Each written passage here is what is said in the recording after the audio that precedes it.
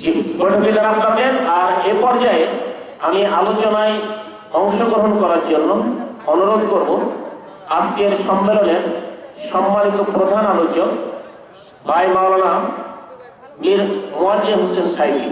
ভাই মাওলানা মীর মোয়াজ্জেম হোসেন সাইফিকে তার আলোচনা পেশ করার জন্য আমি বিনীত অনুরোধ করছি।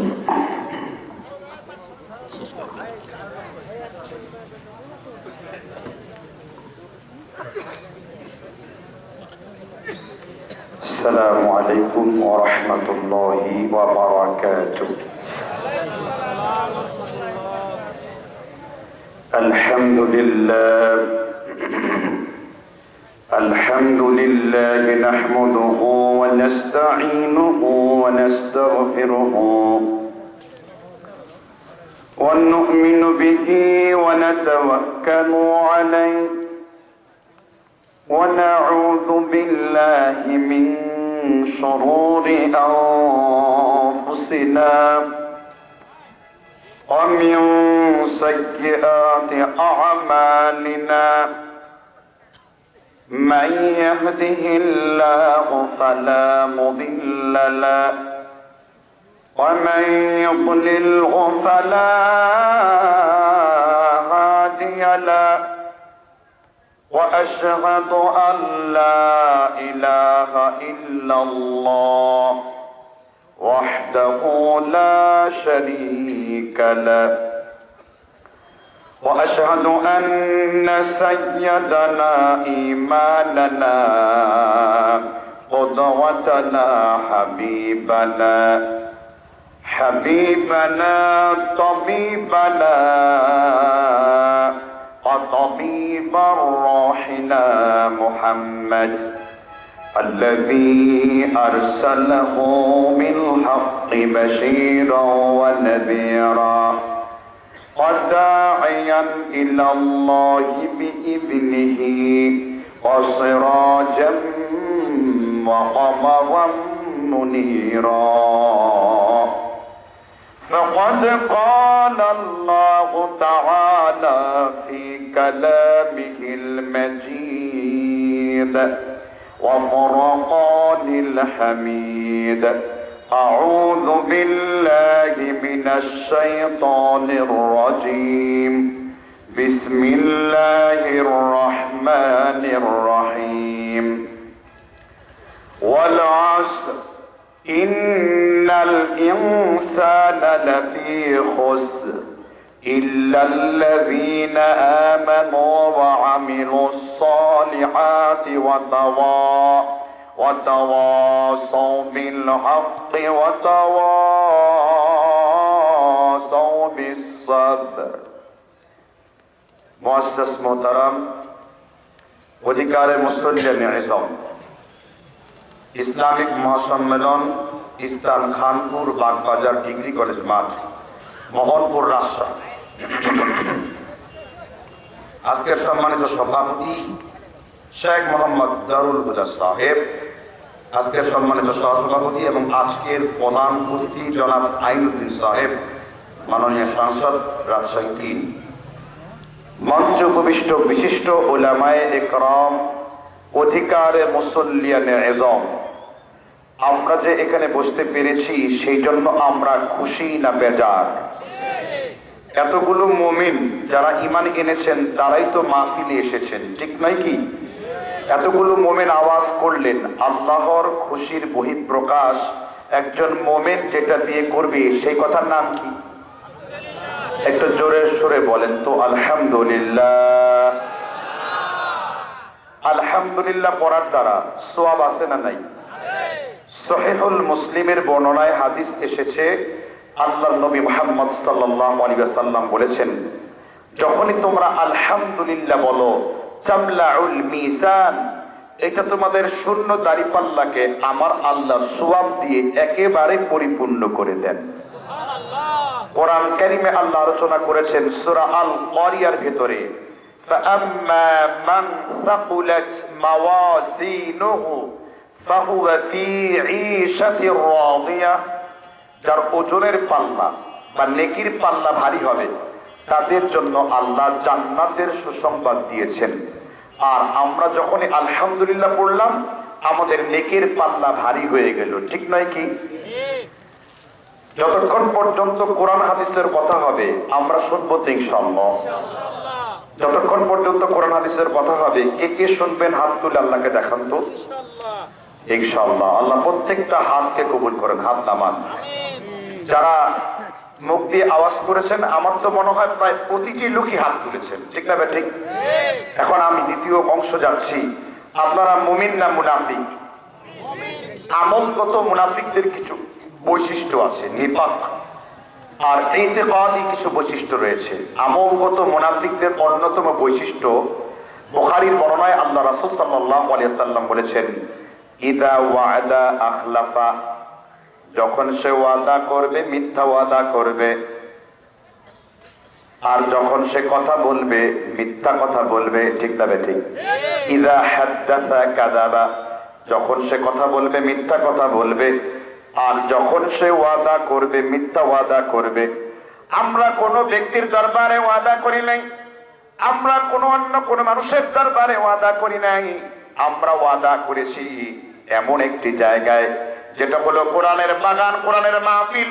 আল্লাহর নবী মুহাম্মদ রাসূলুল্লাহ সাল্লাল্লাহু আলাইহি ওয়াসাল্লাম বুখারীর 159 নম্বর বর্ণনায় বলেছেন, ওয়া আন মুআবিয়া রাদিয়াল্লাহু আনহু قال قال النبي صلى الله عليه وسلم ما يريد الله به خيرا يفقهه في الدين وإنما أنا قاسم الله يعطي। আল্লাহ যার কল্যাণ চান, আল্লাহ যার ভালাই চান, আল্লাহ যাকে পছন্দ করেন, যাকে মঙ্গল দান করেন, তাকেই কেবল কোরআন হাদিসের ব্যাপারে সুস্পষ্ট জ্ঞান দান করেন। এই এলাকার সব লোককে আল্লাহ কবুল করেন নাই। যাদেরকে আল্লাহ করেছেন, যাদেরকে আল্লাহর ভালোবাসা দিয়ে সিক্ত করেছেন, তারাই কেবল এই কোরআন হাদিসের বাগানে অংশগ্রহণ করতে পেরেছে। এই অবস্থায় যদি আপনি মৃত্যুবরণ করেন, আপনার উদ্দেশ্য যদি থাকে আল্লাহর কোরআন শোনা, আল্লাহর নবীর হাদিস শোনা, একটা হাদিসে খুশখবর দিয়েছেন সহিহ তিরমিজির কিতাবুল ইলমের 49 নম্বর বর্ণনায় আল্লাহর নবী মুহাম্মদ রাসূলুল্লাহ সাল্লাল্লাহু আলাইহি ওয়াসাল্লাম তিনি বলেছেন, মান সালাকা তরিকান ইয়ালতামিসু ফীহি ইলমান সাহালাল্লাহু লাহু জান্নাহ। আল্লাহর কোন গোলাম যদি ইলম অর্জন করার জন্য আল্লাহর রাস্তায় একটা পাকে অগ্রসর করে দেয়, একটা পাকে আল্লাহর রাস্তায় বাড়িয়ে দেয়, আল্লাহ তার জন্য জান্নাতের রাস্তা সহজ করে দেয়। এই জন্য আমরা এখানে বসে আছি, আমাদের নিয়ামত বেশি না কম? সকল মানুষকে আল্লাহ হেদায়েত দেন না। কোরআন কারীম আল্লাহ তাআলা একটা দুইটা জায়গায় নয় 70 জায়গায় আল্লাহ আলোচনা করেছেন, কলিলাম মা তুমিনুন, অল্প সংখ্যক লোক আমি আল্লাহর উপর ঈমান আনয়ন করবে। কলিলাম মা তাশকুরুন, অল্প সংখ্যক লোক আল্লাহর শুকরিয়া আদায় করবে। কলিলাম মা তাযাক্কারুন, অল্প সংখ্যক লোক আমার বক্তব্য আমার ওয়াজকে গ্রহণ করবে। এই জন্য আল্লাহ তাআলা অল্প সংখ্যক ব্যক্তির সাথে আছেন। এই জন্য এলাকার হাজার হাজার লোকদের মধ্য থেকে আপনাদেরকে আল্লাহ তাআলা পছন্দ করেছেন। এই জন্য এই জায়গাটায় যে নিয়ামতের বাগানে ঢুকতে পেরেছি, এই জন্য অবশ্যই আমরা নিয়ামত প্রাপ্ত ব্যক্তি। জুড়ে বলেন ঠিক কিনা? তাহলে আপনারা এখন নিয়ামতের মধ্যে আছেন। এইবার দুইটি তিনটি কাজ একেবারে নিষিদ্ধ, হারাম। কোন জায়গায়? সূরাতুল আরাফ 204 নম্বর আয়াত আল্লাহ তাআলা বলেছেন, ওয়া ইযা কুরিআল কুরআন, যখন তোমার সামনে পাঠ করা হবে আল্লাহর কোরআন, এর মানে হলো আল্লাহর কোরআনের আলোচনা, এর মানে হলো আল্লাহর কোরআনের বক্তব্য, এর মানে হলো আল্লাহর কোরআনের ওয়াজ কিংবা নসিহত। আনসিতুর ব্যাখ্যা হলো নাহাউ আনিল কালামি, তোমরা তোমাদের কথাগুলোকে বন্ধ করে দাও। যদি তোমরা তোমাদের কথাগুলোকে বন্ধ করে আল্লাহর কোরআনের তেলাওয়াত শুনতে শুরু করতে পারো, তাহলে আশা করা যায় লাআল্লাকুম তুরহামুন, আল্লাহর আকাশ থেকে রহমতের ঝর্ণা দ্বারা তোমার উপর আল্লাহ প্রভাবিত করবেন। এই জন্য আমরা আল্লাহর রহমত চাই না গজব চাই? আরো জোরে আওয়াজ দেন, রহমত চান না গজব চান? আমরা সকলেই আল্লাহর রহমত চাই, ঠিক কিনা? আমরা কেউ গজব চাই না। তাহলে ফেসবুকে মেসেঞ্জার চ্যাট করা, অন্যদিকে মনোযোগ দেওয়া সম্পূর্ণ নিষিদ্ধ হয়ে গেল। আনসিতুর ব্যাখ্যা হলো নাহাউ আনিল কালামি। ইমাম সাহাবী রাহমাতুল্লাহ আলাইহি আলোচনা করেছেন যে আপনি যখনই কোরআনের আওয়াজ আপনার কান পর্যন্ত যাবে, আপনার সব কাজ বন্ধ। এখন এখানে কি বলা হয়েছে তার উপর আমল করতে হবে, ঠিক না? ঠিক। কোরআন কারীমের সূরা বাকারার 286 নম্বর আয়াত আল্লাহ আরো সুন্দর করে বক্তব্য দিয়েছেন।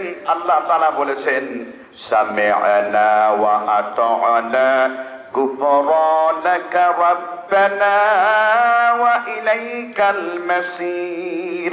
আল্লাহ বলেছেন কোরআন হাদিসের কথাগুলোকে যারা শুনেছে, এই জন্য শুনেছে তারা মানবে, আমল করবে। আল্লাহ বলেন গোলাম, ওই গোলামদেরকে তুমি সুসংবাদ দিয়ে দাও, গুফরানাকা রাব্বানা ওয়া ইলাইকাল মাসির। শুনেছো আর মেনেছো, আল্লাহ বলেছেন আমি আল্লাহ তোমাদেরকে ক্ষমা করে দিয়েছি। তাহলে কি জন্য বসেছি? শুনবো আর সেটাকে কি মানবো। চেইনিং প্রমাণ থাকতে হবে আপনাকে। তাহলে এবার আলোচনার গভীরে যাওয়া যাক। তাহলে নড়াচড়া আর জায়েজ, বিনা কারণে কথা বলা আর বৈধতা আছে, মজলিসের আদব। এরপরে কারা উঠে যাবে তাদের কথাও আল্লাহ কোরআনে বলেছেন। আপনি যখনই কোনো জায়গায় আসবেন তখনই আপনি গোলাভিত্তিক হয়ে বসবেন না, কাতারবদ্ধ হয়ে মিলে মিলে বসবেন। দুটি কারণে। একজন মুমিনকে আল্লাহ উদাহরণ দিয়েছেন কাআন্নাহুম বুনিয়ানুম মারসুস। একজন মুমিন হলো সীসাদালা প্রাচীরের মতন। একজন মুমিনের সাথে আরেকজনের মুমিনের কোনো অহংকার নাই। এখানে আমরা হাজার মায়ের সন্তান একত্রিত হয়েছি। এখানে গরিব আছে, ধনী আছে, অনেক শিক্ষিত আছে, কম শিক্ষিত রয়েছে, ঠিক না? ঠিক। কিন্তু সবাইকে আল্লাহ তাআলা ইসলামের একটি সুন্দর প্ল্যাটফর্মে এখানে এনে দিয়েছেন। এই জন্য আপনারা আশা করি এই মাহফিলটা ধৈর্যের সহকারে আলোচনা শুনবেন। আমি গত বছর এই একই জায়গায় মাহফিল করেছি। মহান আল্লাহর ইচ্ছায় অনেক চড়াই উতরাই পেরিয়ে একটি বছর পার হওয়ার পর আবারও এখানে আমি আসতে পেরেছি। এজন্য আল্লাহর দরবারে শুধুমাত্র শুকরিয়া। এই বরত্ব আজমান শুধু আল্লাহর, অন্য কোনো ব্যক্তির নয়। কথা বুঝতে পেরেছেন কিনা? আমি ইলমের দিক থেকে নালায়েক, একজন আহকার, সাধারণ একজন ব্যক্তি, কিন্তু আমি চেষ্টা করব কোরআন হাদিসের কিছু কথা আপনাদের উপকারে বলার জন্য। আমি কোরআনের সব থেকে ছোট্ট সূরার একটি সূরা নিয়েছি। সেই সূরার নাম কি? কাউসার। ছাড়াও কাউসারের পরে এই সূরাটি সবচেয়ে ছোট, ঠিক না? ঠিক। 124টি অক্ষর বিশিষ্ট সূরা। সুবহানাল্লাহ বলেন। আল্লাহ তাআলা প্রথমে কিসের কসম করেছেন? ওয়াল, বলেন ওয়াল আসর। কসম কিসের? সময়ের। কবি সুন্দর করে রেখেছেন time and tide and wait for none, time is very short of ইসলাম। সময় হলো নদীর পানির মতো বহমান, ঠিক না? ঠিক। ইমাম শাফিঈ রাহমাতুল্লাহ আলাইহি তার বিখ্যাত কিতাব কিতাবুল ওম, এই কিতাবটি সম্পূর্ণ এসেছে এবং অত্যন্ত উসুলের একটি গুরুত্বপূর্ণ কিতাব হলো কিতাবুল ওম। ইমাম শাফিঈ রাহমাতুল্লাহ আলাইহি সূরা আসরের ব্যাখ্যা করতে গিয়ে বলেন, আল্লাহ যদি অন্য কোন সূরা আর নাজিল নাও করতেন, শুধু যদি এই সূরাটাই মুসলিমদের জন্য নাজিল করে দিতেন, তাহলে আল্লাহর জন্য, মুমিনদের জন্য অন্তত যথেষ্ট ছিল। সুবহানাল্লাহ। এমন একটি সূরা। আল্লাহ সময়ের কসম খেয়েছেন। কেন? আমি গত বছর একই বিষয়ে আলোচনা করেছিলাম। সেই আলোচনার বিষয় ছিল 3টি কিয়ামতের আলামত 114টি থেকে। 114টি আলামত থেকে কয়টি আলামত আলোচনা করেছিলাম? 3টি। আমি কি অন্য কোনো প্রসঙ্গে আলোচনা করবো না ধারাবাহিকভাবে বাকিগুলো শেষ করব? কোনটা চান? ধারাবাহিকভাবে বাকি আলোচনাগুলো শেষ করব, ঠিক না? ঠিক। আল্লাহ তাআলা আমাদের বুঝবার তৌফিক দান করুন। কিয়ামতের আলামতের মধ্যে আমাদের জন্য নিদর্শন রয়েছে, শিক্ষা রয়েছে। সুবহানাল্লাহ বলেন। যেরকম একটা সংশয়পূর্ণ নাস্তিক আরজালি মাতব্বর, আরজালি সমীপে একটা বই লিখেছে। এই ব্যক্তি নাস্তিক মানে যে আল্লাহকে অস্বীকার করে, নাস্তিকতা ছড়ানোর জন্য এই ব্যক্তি বাংলা ভাষায় এমন কোন বই ছিল না যেই বই তিনি লেখাপড়া করেন নাই। অর্থাৎ নাস্তিক হওয়ার জন্য, কোরআন হাদিসের ভুল বের করার জন্য তিনি আমাদেরকে প্রশ্ন তুলেছেন। আলেমদের ওই যুগে সূর্যের মাধ্যমে আমরা কি নির্ণয় করি? বলেন। সূর্যের মাধ্যমে আল্লাহ আমাদেরকে সময় নির্ধারণ করার জন্য দিয়েছেন। আর চাঁদের চাঁদকে আল্লাহ তাআলা আরবি মাসের জন্য নির্ধারণ করে দিয়েছেন।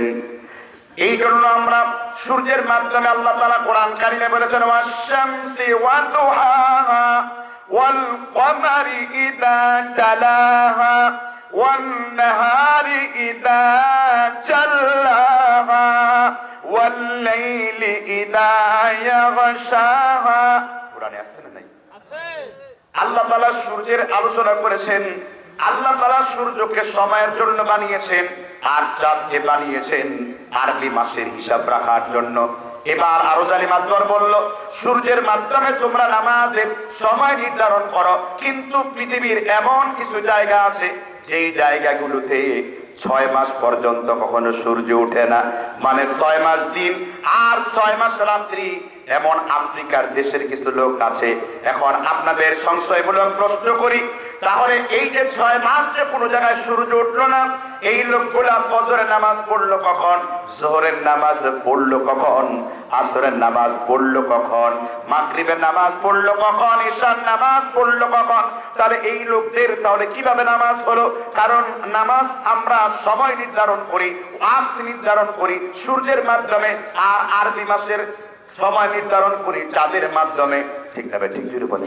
তাহলে এখন নাস্তিক প্রশ্ন করেছে যে তাহলে সূর্য যদি সময় নির্ধারণের হয়, যেখানে 6 মাস সূর্য উঠে না, তাহলে সেইখানে আপনারা নামাজ পড়েন কি করে? সুতরাং আল্লাহ তাআলার বৈষম্য নাই, সুতরাং ইসলাম একটা মিথ্যা ধর্ম আর কোরআন হলো একটা ভুয়া কিতাব, এতে কোনো সত্য তথ্য কথা লেখা নাই। সুবহানাল্লাহ, নাউজুবিল্লাহ। আচ্ছা, নাউজুবিল্লাহ যে বললেন, এই কথার উত্তর কি আপনার জানা আছে? উত্তর তো বলে দেন। তাহলে এই আল্লাহ সমাধান করেন কিভাবে? এই জন্য ইমাম আস-সালেহ আল-উসাইমিন, যিনি কিবারুল উলামা সৌদি আরবের একজন ছিলেন, তিনি বলেছেন এই জন্য ইসলামের অনেক কিছু সমাধান আল্লাহ কিয়ামতের আলামতের মধ্যে রেখে দিয়েছেন। সুবহানাল্লাহ বলেন। দাজ্জালের আগমন যখন হবে তখনও কিন্তু সূর্য আলো হবে না, ঠিক না? ঠিক। সাহাবারা বললেন যে তখন যে সূর্য উঠবে না, লোকেরা নামাজ পড়বে কিভাবে? আল্লাহ রাসূল সুনানে তিরমিজির হাসান লিদাবিহি সালামে আলোচনা করেছেন যে ওই সময়ে যে মসজিদের ইমাম থাকবে, অধীনস্থ ব্যক্তি থাকবে, নেতা থাকবে, সাইয়্যিদ থাকবে, ওই ব্যক্তি তোমাদের জন্য সময় নির্ধারণ করবে।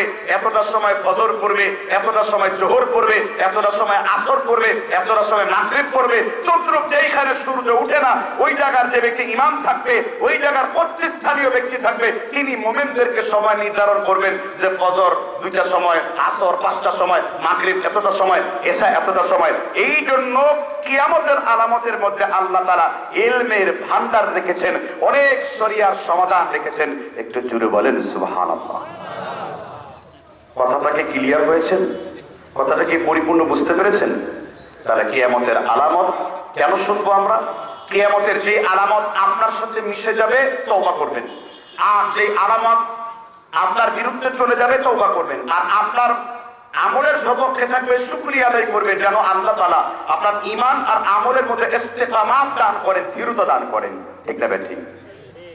আল্লাহর নবী মুহাম্মদ রাসূলুল্লাহ বলেছেন মুসনাদ ও আহমদের ভিতরে 8037 নম্বর বর্ণনায়, وعن أبي هريرة رضي الله عنه قال قال رسول الله, পেছনের যারা আল্লাহর নবীর নাম শুনেছেন একজন দরুদ পড়েন নাই, আল্লাহর নবীর নামের সাথে কোনো ঝগড়া বেয়াদবি আছে কিনা?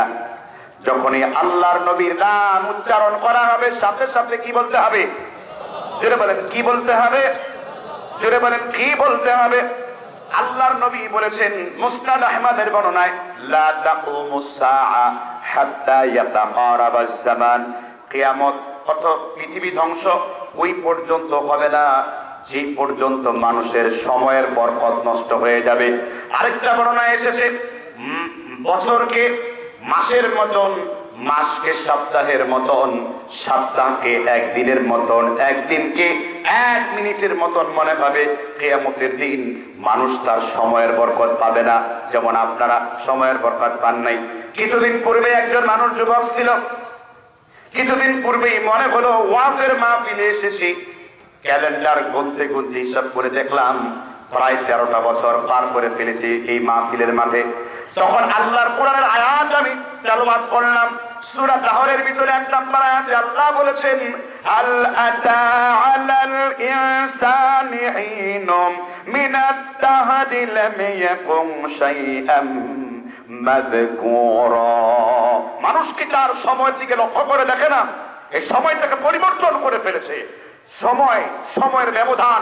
একদিন আপনি যুবক ছিলেন, তারপরে আপনি বার্ধক্যে চলে এসেছেন, আর যখন আপনি ছিলেন বীর্য, সেই বীর্যকে পর্যবসিত করে সেই বীর্যকে আল্লাহ সুবহানাহু ওয়া তাআলা তার নিজাম সিস্টেম পদ্ধতি দিয়ে একটা রক্তপিণ্ড থেকে আপনাকে তৈরি করেছে। আর আস্তে আস্তে আপনার সময়ের বরকতগুলো নষ্ট হয়ে গেছে।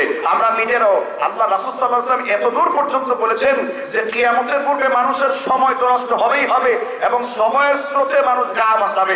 এরকম যেমন রাসূলুল্লাহ সাল্লাল্লাহু আলাইহি ওয়াসাল্লাম বলেছেন, আল্লাহর নবী মুহাম্মদ রাসূলুল্লাহ বলেছেন, মানুষকে সময় বাঁচাতে বাঁচাতে এমন হবে, মানুষ ঈমান নিয়ে ইয়াসবিহু মুমিনান, সকাল বেলায় ঈমান হবে, ইউমসি কাফিরান, আবার সন্ধ্যার সময় বেঈমান হবে, ইউমসি মুমিনান, আবার সন্ধ্যার সময় ঈমানদার হবে, ইয়াসবিহু কাফিরান, এবং সকাল বেলায় তারা কাফের হয়ে যাবে।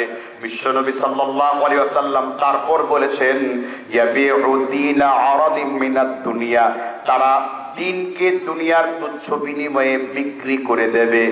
দেখছেন কিনা? সকালে ঈমানদার, বিকেল বেলায় কি কাফের। সকালে ফজর নামাজ পড়েছে, কিন্তু জমিনে জোহর নামাজের খেয়াল নাই, কাফের হয়ে গেছে সে। ঠিক না? ঠিক। তওবা করে পড়লে আল্লাহ মাফ করবেন, সেটা ভিন্ন বিষয়। আবার সকালবেলায় কোরআন তেলাওয়াত করেছে, একটু পরেই সে অশ্লীলতা, নির্লজ্জতা, বেহায়াপনার মধ্যে ডুবে গিয়েছে। সেইখানে সে তার জীবনকে কালাতিপাত করছে, অতিবাহিত করেছে। তার মানে চতুর্থ এই সিম্পটম আলামত দিয়ে বুঝলাম মানুষ কিয়ামতের পূর্বে সময়ের বারকাত হবে, এত দূর সময় হবে। সে বলবে যে জুমার নামাজ কোন দিন মনে আছে? মানুষের যদি জিজ্ঞাসা করা হবে আজকে কি বার, সে বলে আমি তো মনে নেই, বলতে পারি না। মানুষ তার বারের কথা, খেলের কথা হারিয়ে ফেলবে। এটার কারণ মানুষ তার আমলের হিসাব করে না, এটার কারণ মানুষ তার ইলমের হিসাব করে না। অথচ ইমাম বুখারী রাহিমাহুল্লাহ মানুষের আমলের ব্যাপারে তাগাদা দিয়েছেন, আল আমালু মিনাল ঈমান, আমল হলো ঈমানের অংশ।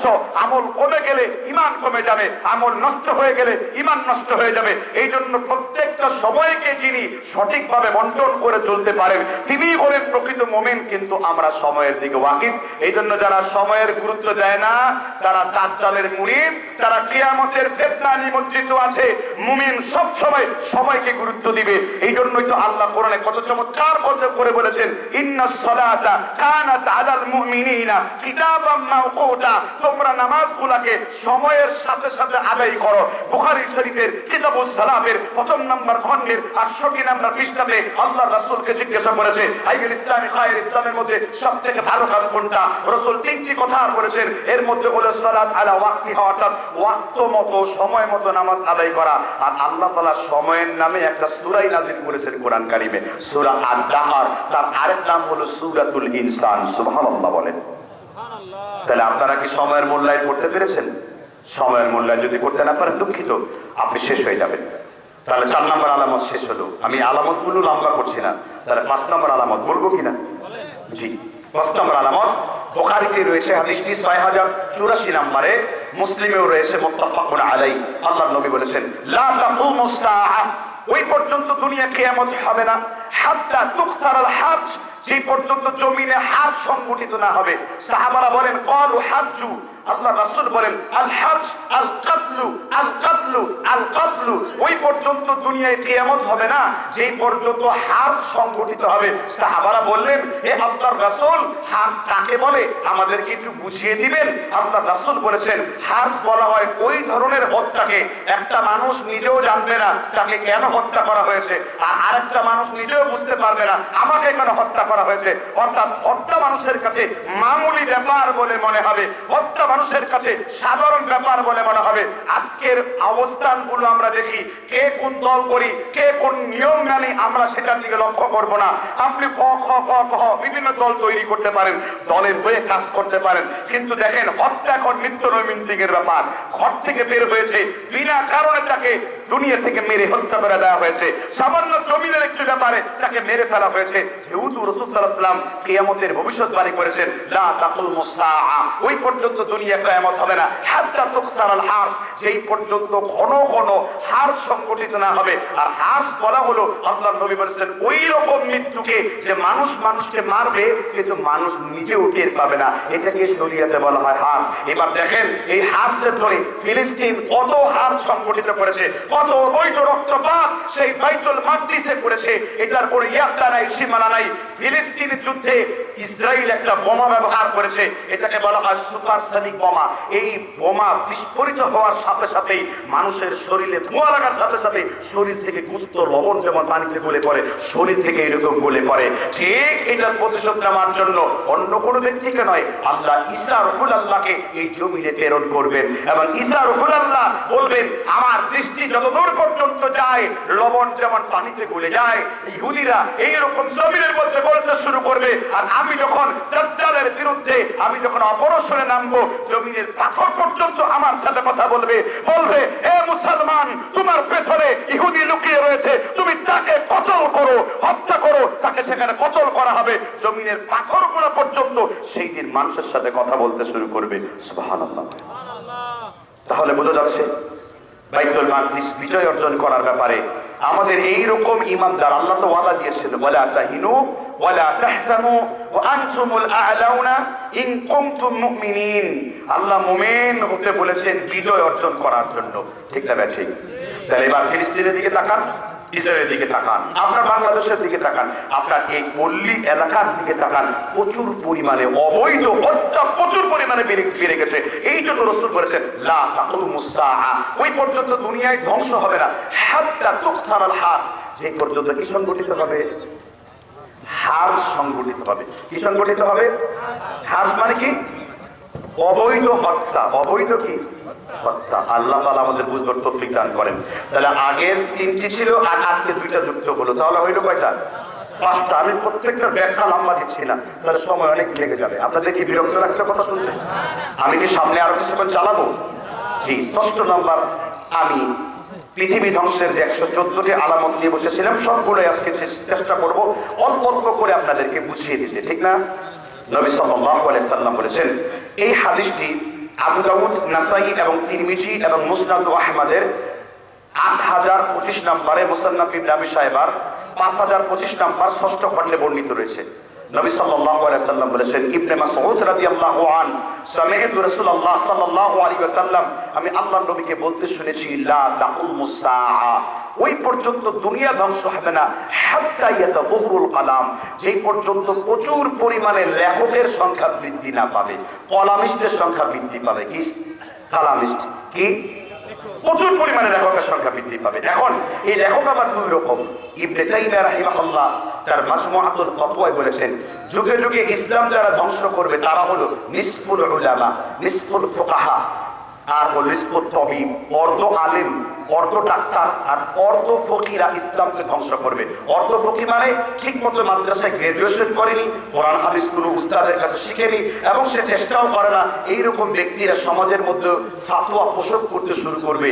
আর নবী সাল্লাল্লাহু আলাইহি সাল্লাম মুসলিম শরীফের বর্ণনায় মিশকাতুল মাসাবিতে হাদিস এসেছে 2652 নম্বরে, রাসূল বলেছেন, ইয়ালতামিস ইলম ইনদাল আসাকি, মানুষ মূর্খদের কাছ থেকে ইলম অর্জন করবে, যারা অশিক্ষিত তাদের কাছ থেকে ইলম অর্জন করবে, ফাদাল্লু আদাল্লু, নিজেরাও গোমরাহ হবে এবং তারা জাতিকে গোমরাহ করবে।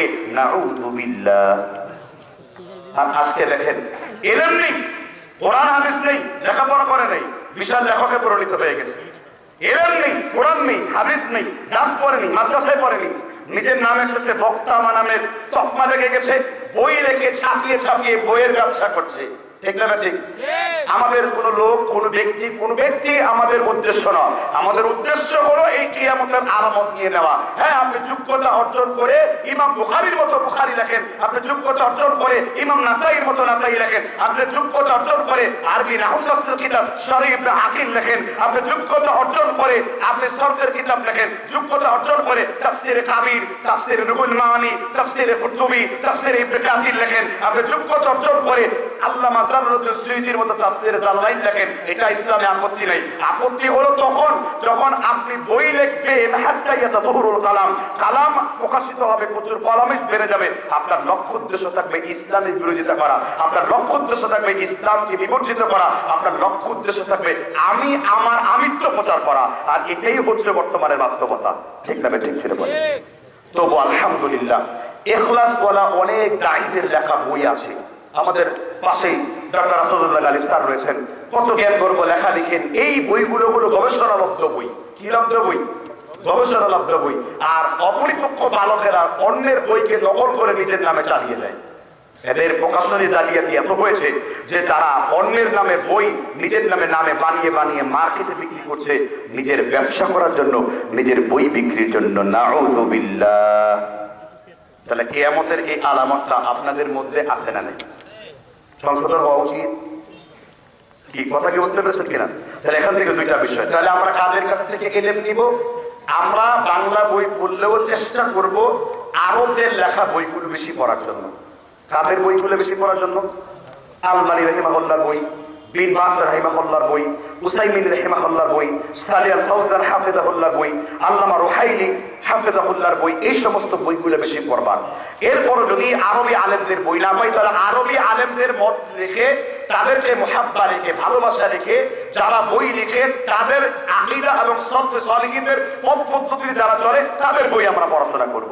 অবশ্যই সে বিজ্ঞ আলেম হতে হবে। অবশ্যই কি হতে হবে? বিজ্ঞ আলেম হতে হবে। তাহলে কিয়ামতের পূর্বে প্রচুর পরিমাণে কিসের সংখ্যা বেড়ে যাবে? জোরে বলেন। কলামিস্টের সংখ্যা বেড়ে যাবে। এবার আসেন, কলামিস্টদের মধ্যে কিছু বামপন্থী রামপন্থী আছে। সকাল থেকে সন্ধ্যা পর্যন্ত পত্রিকা প্রথম অন্ধকার, আরো কিছু কিছু আসলে এরকম প্রথম অন্ধকারে বসে অন্ধকার ছড়ায় পত্রিকায়, তারপর টেলিভিশন টক শোগুলোতে জ্ঞান পাপীদের মিথ্যাচার শুরু হয়ে যায়।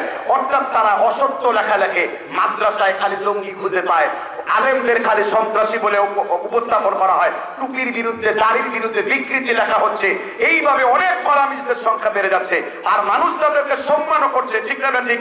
21 বই মেলাতে গেলে দেখা যায় যে ওই স্টলগুলোতে ইসলামী বই পুস্তক পাওয়া যায় না, পাওয়া যায় হলো এইসব নাস্তিক মুর্তাদের বিশুদ্ধ দূষণ ছড়ানো বই, যেগুলোর মধ্যে আছে যৌনতা, আল্লাহর রাসূলের বিরোধিতা, ইসলামের ইহানাত, ইসলামের প্রতি চরম দৃষ্টতাপূর্ণ আচরণ, ঠিক না? ঠিক করে বলে। এই কারণে আমাদের এই আলামতগুলো দুই দিক থেকে বুঝতে হবে। জাহিলদের থেকেও বুঝতে হবে, আর লেবাসধারীদের থেকেও বুঝতে হবে, লেবাসবিহীনদের থেকে বুঝতে হবে। আল্লাহ তাআলা আমাদের বুঝবার তৌফিক দান করুন। তাহলে কয়টি আলামত বলেছি?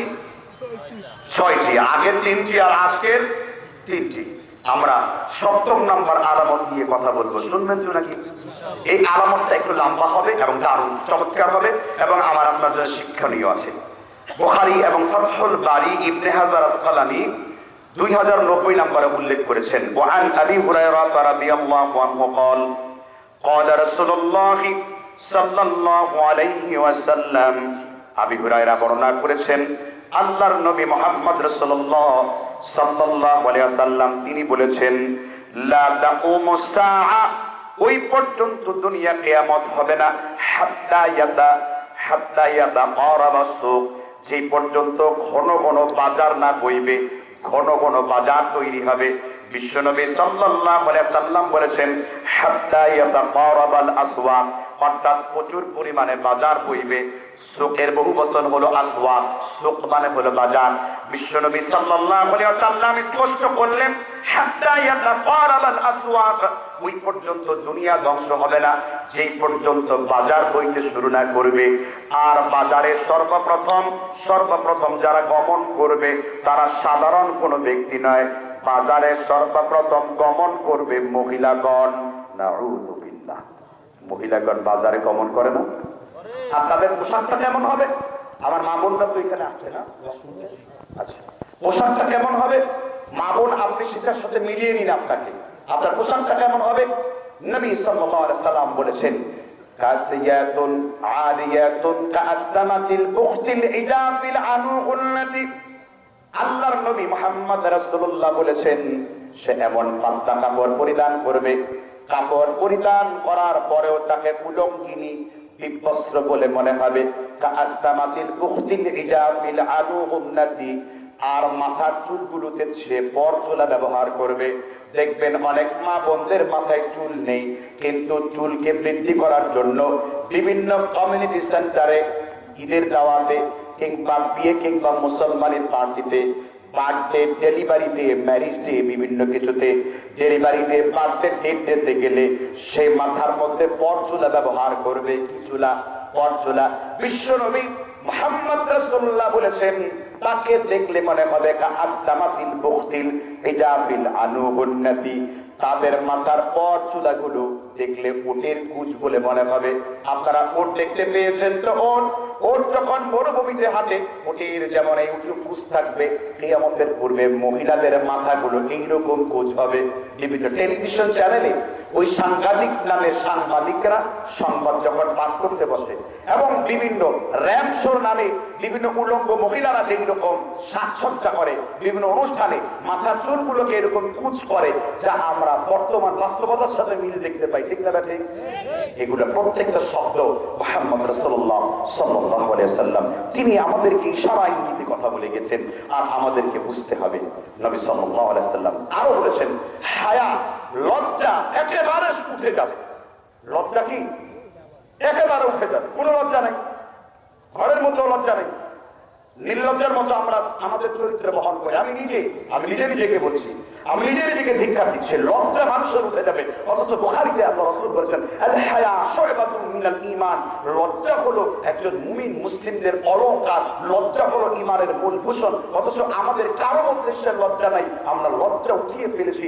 আর লজ্জা উঠে সর্বপ্রথম এই কুসংস্কারের মাধ্যমে। এই জন্য বাজারে যদি কোনো মহিলা যেতে চায়, শরীয়ত তাকে নিষেধ করেনি তো, কিন্তু আল্লাহ তাআলা তাকে বলেছেন, ওয়াকরনা ফি বুয়ুতিকুন্না ওয়ালা তাবাররাজনা তাবাররুজাল জাহিলিয়াতিল উলা। আল্লাহর হাবিব বলেছেন, একজন মহিলার জন্য সবথেকে নিরাপদের জায়গা হলো তার ঘর। এবার আল্লাহ তাআলা কোরআন কারীমের অন্য একটা সূরার ভিতরে, সূরাতুল আহজাবের 33 নম্বর আয়াতে, একজন মহিলা কি কাপড় পরিধান করবে, তার সাজসজ্জা কেমন হবে, তার ড্রেস আপ মেইনটেইন কেমন হবে, আল্লাহর হাবিব কে আল্লাহ তাআলা বুঝিয়েছেন, ওয়া কুল্লি আজওয়াজিকা ওয়া বানাতিকা ওয়ান নিসাইল মুমিনিনা ইয়াদুনিনা আলাইহিন্না মিন জালাবিবিহিন্না। একজন মহিলা যখন রাস্তায় বের হবে, অবশ্যই সে এমন কাপড় পরিধান করবে, জিলবাব পরিধান করবে, পায়ের একেবারে চুল থেকে মাথা, পায়ের গোড়ালি পর্যন্ত একেবারে অবয়ব থাকবে, ফুটে থাকবে, যেন তার উঁচু নিচু কোনো জায়গায় বোঝা না যায়। এটা হলো শরীয়তের রূপরেখা অনুযায়ী কাপড়। আর বাজারে যাবেন, কিন্তু পুরুষদের সাথে যেন সাংঘাতিক কোনো বেশি কথাবার্তা না হয়। নবী সাল্লাল্লাহু আলাইহি ওয়াসাল্লাম ওই মা বোনদেরকে 4টা পুরস্কারের কথা বলেছেন, যে এই মায়ের মধ্যে 4টি বৈশিষ্ট্য থাকবে। সেই মাকে শুনতে বলছি, আল্লাহর নবী বলেছেন, ইদা সাল্লাত মারআতু খামসাহা ওয়া সামাত শাহরাহা ওয়া হাসানাত ফারজাহা ওয়া আতাআত বা'লাহা দাখালাত আইয়া মিন আবওয়াবিল জান্নাহ। যখন ওই মাকে এই 4টা গুণ, যেই মহিলা নামাজের হেফাজত করবে, স্বামীর বৈধ খেদমত করবে, স্বামীর অবর্তমানে বা অবিবাহিত অবস্থায় নিজের লজ্জাস্থানের হেফাজত করবে, আল্লাহর নবী বলেছেন তাকে জান্নাতের 8টা দরজা খুলে দেওয়া হবে। যে কোনো দরজা দিয়ে তাকে প্রবেশ করতে বলা হবে, সেই দরজা দিয়ে সে প্রবেশ করতে পারবে। সুবহানাল্লাহ বলবেন না? কিন্তু বাজারের মধ্যে গেলে আমরা এটা হারায় ফেলবো, আমরা সেটা মনে রাখতে পারবো না। তাহলে আজকের এই আলামত থেকে বুঝলাম, কিয়ামতের পূর্বে প্রচুর পরিমাণে কি বইবে? বাজার বসবে। এখন বাজারে বসলেই যে হারাম হবে তা না, কিন্তু এই ফিতনার আওতাভুক্ত ওই ব্যক্তি হবে যে ব্যক্তি ওজনে কম দিবে, যে ব্যক্তি মানুষকে ধোঁকা দেবে। এখানে অনেক লোক আছে দুধের সাথে পানি মিশিয়ে মানুষকে দুধ বিক্রি করেন, এমন ব্যক্তি আছে না? নবী সাল্লাল্লাহু আলাইহি ওয়াসাল্লাম আপনাকে বলছেন, আল খাবি লাইসা মিন্নি, যে ব্যক্তি মানুষকে কোন রকমের ধোঁকা দেয়, করার পরে সে আমি রাসূলুল্লাহ সাল্লাল্লাহু আলাইহি ওয়াসাল্লামের উম্মত বলেই তো পরিগণিত হবে না। সূরা মুতাফফিফিনের প্রথম আয়াতে আল্লাহ তাআলা বলেছেন, ওয়াইলুল লিল মুতাফফিফিন, ধ্বংস হোক যারা ওজনে কম দেয়। অথচ এই সমস্ত ব্যবসায়ীরা, কালোবাজারিরা বাজার গেছিয়ে ফেলেছে, পেঁয়াজ রসুন স্টক করে পরবর্তীতে মানে বাজার দরের চাইতে ব্ল্যাকে অতিরিক্ত মাত্রায় বিক্রি করছে। ঠিক না ঠিক? আবার আমের মৌসুমে আপনাদের দেশে আম হয়, ওই ব্যক্তিও এই আলামতের অন্তর্ভুক্ত হবে, যে আমকে বিশুদ্ধ উপায়ে প্রক্রিয়াজাত না করে মানুষকে মেরে ফেলার জন্য সেখানে ফরমালিন তারপরে স্প্রে করে যেন দ্রুত পাকে, ওই ব্যবসায়ী নিজের ব্যবসার দিকে নজর দিয়েছে কিন্তু আল্লাহর কথার দিকে সে নজর দিতে পারেনি। এই সময় দেখা গেছে আমের রমরমা ব্যবসার মধ্যে এইরকম 2 নাম্বারি ব্যবসা সে করে। আমি আল্লাহর কসম করে বলতে চাই, এই অম্র ব্যবসায়ী এবং যেই মহিলা রাতের অন্ধকারে নিজের পেট বিক্রি করে ব্যবসা বিক্রি করছে, তার ইনকাম আর তার ইনকামের মধ্যে কোনো তফাৎ নাই। কারণ তার চাইতে বেশি ক্ষতি আপনি করছেন, কারণ আপনি ভেজাল আম বিক্রি করে মানুষকে কষ্টের দিকে ফেলে দিচ্ছেন। আপনার চাইতে ওই মহিলা বলো, সে যা নিজের অন্য কিছু না করার জন্য নিজের পেট বিক্রি করে ইনকাম করছে, তাহলে আপনার অবস্থা তার চাইতে বেশি মারাত্মক। ঠিক না? ঠিক ছুটে বলে কারণ কি? কারণ একটি স্পষ্ট, আপনি মানুষকে ধোঁকা দিতে পারবেন না। তার মানে বাজারের ক্ষেত্রে এই নীতিমালাগুলো, অর্থাৎ আপনার ক্রয় বিক্রয়ের নীতিমালাগুলো আপনাকে পরিপূর্ণ খেয়াল রাখতে হবে। ঠিক না? ঠিক। বাজারে গিয়েছেন, একজন বাজার ব্যবসায়ী বাজার করছে, এই বাজার করাটাও তার জন্য একামত দিন বলে গণ্য হবে। সুবহানাল্লাহ বলে সবকিছু একামত দিন। আমার সাহেব আমার পাশে বসে আছে, এটাও একামত দিন। এই মুরব্বী আমার সাথে বসে ওয়াজ শুনছেন, আপনার এখানে বসে আছেন, এটাও কি একামতে দিন। অর্থাৎ আপনি যা করবেন, ইবনে আব্বাস রাদিয়াল্লাহু আন তিনি বর্ণনা করেছেন, ওয়া দীনুল্লাযী জাআত বিহি তাহলিলুল হালালি ওয়া তাহরিমিল হারামি, হালালকে হালাল জেনে হারামকে হারাম জেনে শরীয়ত মোতাবেক আপনি যা করবেন, এটাই হলো একামত দিন। আন আকিমুদ দিন ওয়া লা তাতাফাররাকু, এটাই হলো একামতে দিন, এই ভিন্ন অন্য কিছু নয়। মুমিন যা করবে একামতে দিন।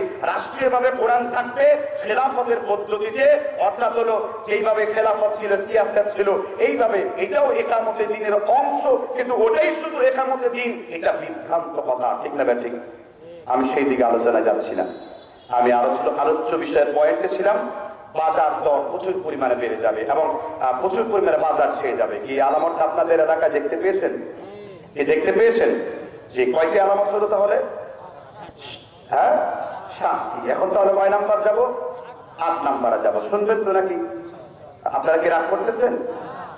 আল্লাহর নবী মুহাম্মদ রাসূলুল্লাহ সাল্লাল্লাহু আলাইহি ওয়াসাল্লাম কিয়ামতের আলামতের 141টার বিবরণী আল্লাহর হাবিব সাল্লাল্লাহু আলাইহি ওয়াসাল্লাম একটা আলামত বর্ণনা করেছেন, লা তাকুমুস সাআ, ওই পর্যন্ত দুনিয়া ধ্বংস হবে না, হাত্তা ইয়াতাবাহান নাস ফিল মাসাজিদ, যেই পর্যন্ত উম্মতের মুসলমানেরা মসজিদ নিয়ে প্রতিযোগিতায় লিপ্ত হবে। কি নিয়ে প্রতিযোগিতায় লিপ্ত হবে?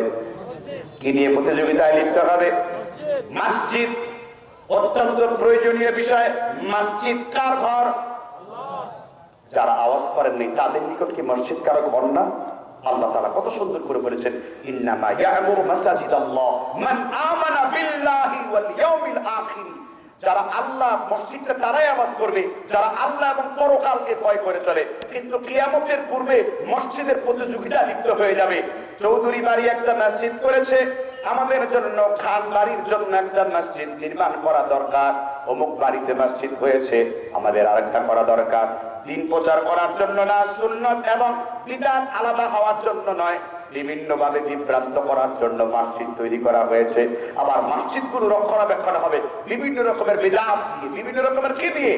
বিদআত দিয়ে। যেমন মসজিদের মধ্যে আপনাদের এলাকায় আছে কিনা, অনেক সময় মসজিদের মাইক থেকে মৃত মানুষের জন্য ঘোষণা দেওয়া হয়। আপনাদের এলাকায় আছে কিনা? হ্যাঁ, আছে। আছে তো এখন অনেক জায়গায় আছে, তাই না? নবী সাল্লাল্লাহু আলাইহি ওয়াসাল্লামের হাদিস শোনাবো আমি, মুসনাদ আহমদ থেকে, মুসান্নাফে আব্দুর রাজ্জাক থেকে। যে ব্যক্তি এর বিরোধিতা করবে তার কাছে কোনো দলিল নেই। রাসূল বলেছেন, নাহা রাসূলুল্লাহ সাল্লাল্লাহু আলাইহি ওয়াসাল্লাম আন-নাহিয়া, আল্লাহর নবী নিষিদ্ধ করেছেন, আল্লাহর নবী নিষিদ্ধ করেছেন মসজিদ অথবা মসজিদ থেকে কোনো মৃত মানুষের ঘোষণা দেওয়ার জন্য। এখানে উসুল হলো কোন মসজিদে মৃত মানুষের কোনো ঘোষণা দেওয়া যাবে না। উসুল হলো মসজিদে কোনো মৃত মানুষের ঘোষণা দেওয়া যাবে না। মাইক এখানে শর্ত না। মাইক ছাড়াও যদি আপনি মৃত মানুষের ঘোষণা মসজিদে দেন, এটা আপনার জন্য বৈধ হবে না। তার জানাজার এলান, ভাই অমুক লোক মারা গিয়েছে, ইন্না লিল্লাহি ওয়া ইন্না ইলাইহি রাজিউন, এইরকম বলা মসজিদের মাইক দিয়ে, এটা সরাসরি আল্লাহর নবী সাল্লাল্লাহু আলাইহি ওয়াসাল্লামের হাদিসের বিরোধিতা করা। কোন দলিল আকাশের নিচে জমিনের উপরে আপনার কাছে মওজুদ নেই, তো আপনি যে এই দলিলের উপর আমল করবেন? একটা দলিলও মওজুদ নেই, অথচ আমরা যুগের পর যুগ, মাসের পর মাস করে যাচ্ছি। ঠিক না ঠিক? তাহলে কিয়ামতের পূর্বে কোন মসজিদগুলোকে বলা হয়েছে? আল্লাহ রাসূল বলেছেন যে ওই ব্যক্তির ইসলাম আল্লাহর আরশের নিচে হবে। কোন ব্যক্তি? রাজুলুন কলবুন মুআল্লাকাতুন ফিল মাসাজিদ, বুখারী বর্ণনায়, যেই ব্যক্তির হৃদয়টা মসজিদের সাথে ঝুলানো আছে তার স্থান আল্লাহর আরশের নিচে হবে। সুবহানাল্লাহ। সেটা কোন মসজিদ? যেই মসজিদের সব কর্মকাণ্ডগুলো আল্লাহ এবং তার নবী সাল্লাল্লাহু আলাইহি ওয়াসাল্লামের তরিকা মোতাবেক হয়, যেই মসজিদে নামাজ আদায় করলে মানুষ বিদআত ছেড়ে সুন্নতের অনুগামী হয়, যেই মসজিদের ইমাম হক কথা বলে খুতবা দেয়, যেই মসজিদের কমিটি হক কথা বলতে পারে, যেই মসজিদ কমিটি চিন্তা করে যে আমার মসজিদ এইভাবে তৈরি করব, এগুলো হলো হক মসজিদ হওয়ার আলামত, এগুলো হলো সঠিক মসজিদ আলামত, এগুলো হলো বারহাক কথা যা আল্লাহর নবী সাল্লাল্লাহু আলাইহি ওয়াসাল্লাম থেকে আমাদের মধ্যে এসেছে। এখন আমাদের কর্তব্য হলো আমার মসজিদগুলোকে এইরকম বিদআত মুক্ত করার জন্য, আমাদের মসজিদগুলো গুনাহমুক্ত করার জন্য। সুবহানাল্লাহ বলেন। এটা আপনারা কিন্তু করতে পারেননি, দুঃখজনক। এখন আপনারা বলেন যে যুগ যুগ ধরে চলে আসছে একই কথা, তো পীররাও বলে একই কথা, তো অমুক বাড়ির বিদআতই বলে, তাহলে এই কথা বললে শরীয়ত ধ্বংস হবে। আর আল্লাহ কোরআনে স্পষ্ট বলেছেন ওয়া ইযা কিলা লাহুম ইত্তাবিউ মা আনজালাল্লাহ, যখন তাদেরকে বলা হয় আল্লাহ যা কোরআনে নাযিল করেছেন তোমরা তা গ্রহণ করো, তখন তারা বলে আমার বাপ দাদারা তো এই আমল করতো না। কারণ সাধারণ লোকেরা কিসের দোহাই দেয়? বাপ দাদার দোহাই দেয়। তাহলে মসজিদগুলো এই কাজগুলো থেকে মুক্ত রাখতে হবে। ঠিক না ঠিক? আল্লাহ তাআলা আমাদেরকে বুঝবার তৌফিক দান করুন। তাহলে আমরা মসজিদগুলোকে হক। আর আরেকটি বিষয় মসজিদে খেয়াল করা যায়, অনেকেই মসজিদের মধ্যে হারানো জিনিসের এলান করে না আপনাদের দেশে? ভাই একটা গরু হারিয়েছে, ছাগল হারিয়েছে, রাসূল কি বলেছেন? কি কোন ব্যক্তি যদি মসজিদে হারানো জিনিসের বিজ্ঞপ্তি দেয়, উপস্থিত ব্যক্তিরা যেন এই দোয়া করে লা রাদ্দা হাল্লাহু আলাইক, আল্লাহ এই ব্যক্তি যেন এই জিনিসগুলো আর খুঁজে না পায়, কারণ সে মসজিদে হারানো জিনিসের এলান দিয়েছে। আর শোনো, আল্লাহর ঘর মসজিদ তোমার এই হারানো জিনিসের এলানোর জন্য, হারানো জিনিসের ঘোষণার জন্য ব্যবহার করা হয় নাই। আল্লাহর মসজিদ শুধু আল্লাহর নাম উচ্চারিত হবে। মসজিদের যিনি মুতাওয়াল্লি হয়েছেন প্রথম, তিনি ইব্রাহিম, তিনি ইসমাঈল। তাহহিরা বাইতিয়া লিত-তাইফিনা ওয়াল আকিফিন ওয়া রুকআইস সুজুদ। ইব্রাহিম ইসমাঈলকে বললেন যে তোমরা মসজিদের রুকুকারী, তাওয়াফকারী, সাজদাকারী, ইতিকাফরত ব্যক্তির জন্য মসজিদগুলোকে পবিত্র করে দাও। শুধু তাই নয়, মসজিদের খেদমত করেছেন একজন মহিলা, কালো বর্ণের মহিলা, মসজিদ খেদমত করতে করতে মারা গিয়েছেন। বুখারী শরীফের মদিনার ফজিলত অধ্যায় হাদিস রয়েছে 769 নম্বরে। রাসূল বললেন যে এই মহিলা মসজিদে ঝাড়ু দিয়েছে, ওই মহিলাটা কোথায়? সাহাবী বললেন মা দাফিল বাররিহি। রাসূল এই মহিলাটা তো রাতে মারা গিয়েছে। রাসূল বলেন আফালা দানতুমুনি, আমাকে তোমরা আহ্বান করো নাই কেন? দুল্লুনি আলা কবরিহি, তার কবরকে দেখিয়ে দাও। দেখেন আল্লাহর রাসূল জানাজা পড়তে পারেন নাই, তার কবরকে সামনে রেখে আল্লাহর নবী সাল্লাল্লাহু আলাইহি ওয়াসাল্লাম তার জানাজা পড়েছেন। আব্দুল্লাহ ইবনে ওমর রাদিয়াল্লাহু আনহু এক মাস পরে তার ভাইয়ের জানাজা পড়িয়েছেন। আল্লাহর নবী একজন মুহাজির সাহাবা 1 বছর পরে তার জানাজা পড়িয়েছেন। এই তিনটি দলিলের উপরে ইমাম ইবনে হাজম আল মুহাল্লার মধ্যে আলোচনা করেছেন যে স্পষ্ট দলিল হলো যদি কোনো কারণে বাবা তার সন্তানের সন্তান বিদেশ থেকে বাবার জানাজা পড়তে পারেনি, তার কর্তব্য হলো কবরকে সামনে রেখে সে আলাদাভাবে জানাজার নামাজ আদায় করতে পারবে। বলেন না সুবহানাল্লাহ। কত সুন্দর শরীয়ত শিক্ষা দিয়েছে। আপনারা কি এই বিধানটা আগে থেকে জানতেন? শুনেছেন কখনো এই হাদিসগুলো? আজকে শুনে নিন। তাহলে অনেক আলোচনা, ইলমি আলোচনা আছে যেগুলো আপনারা নেবেন। তার মানে বোঝা গেল যদি কোনো কারণে কারো জানাজার নামাজ পড়তে না পারেন, তাহলে দূরে এসে কবরে জানাজা হয়ে গেলেও যারা পড়তে পারেননি তারা আলাদা পড়তে পারবে এই তিনটি দলিলের ভিত্তিতে। সুবহানাল্লাহ। কয়টা দলিলের ভিত্তিতে? রাসূল সাল্লাল্লাহু আলাইহি ওয়াসাল্লামের ওই বৃদ্ধ মহিলার দলিল এবং এক মুহাজির সাহাবীর দলিল, আব্দুল্লাহ ইবনে ওমর তার ভাইয়ের 19 দিন যে পরে তিনি জানাজা পড়লেন, এই দলিল। যে দলিলগুলো যথাক্রমে একটা মুসনাদ আবু ইয়ালাতে, একটা মুসনাদ হুমায়দিতে, আর একটা হলো মুসনাদে আবু শাইবাতে হাদিস তিনটা উল্লেখ হয়েছে। আপনারা কি আমার কথা বুঝতে পেরেছেন? কথা কি খুব খারাপ লাগতেছে? তাহলে মসজিদগুলোকে আপনারা আবাদ করবেন, মসজিদগুলো হকের জন্য তৈরি করবেন। আল্লাহ রাসূল সাল্লাল্লাহু আলাইহি ওয়াসাল্লাম বলেছেন, নিঃসন্দেহে সুহবিন নুকমাতি ফিল কিবলাতি, যে ব্যক্তি কিবলার দিকে থুতু নিক্ষেপ করে, আমরা মসজিদে বসে অনেক সময় হক করে থুতুটা পশ্চিম দিকে মেরে দেই, এরকম আছে না? নবী সাল্লাল্লাহু আলাইহি ওয়াসাল্লাম বুখারী বর্ণনায় বলেছেন, কিয়ামতের দিন তাকে কফ থুতু সহকারে উঁচু করে কিয়ামতের দিন এগুলো চাপিয়ে তাকে উঠানো হবে। এগুলো মারাত্মক বিষয়, ঠিক না বেঠিক? মসজিদের আদব খেয়াল করবেন। আপনি মসজিদে কত পূর্ণ নেকি আছে এটা তো কল্পনা করতে পারবেন না। যেমন মসজিদে ঢুকেছেন, পুরো নামাজ আদায় করছেন না।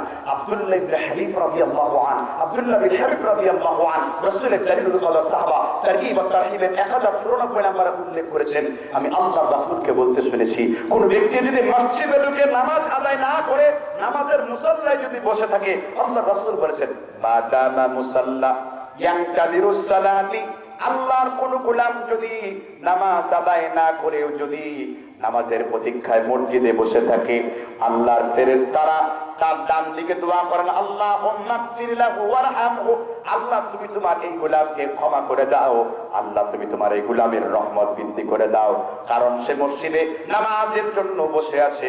আল্লাহ তাআলা নামাজের সওয়াব মসজিদে বসে থাকলে ওই গোলামের আমল নামায় দিয়া দেন।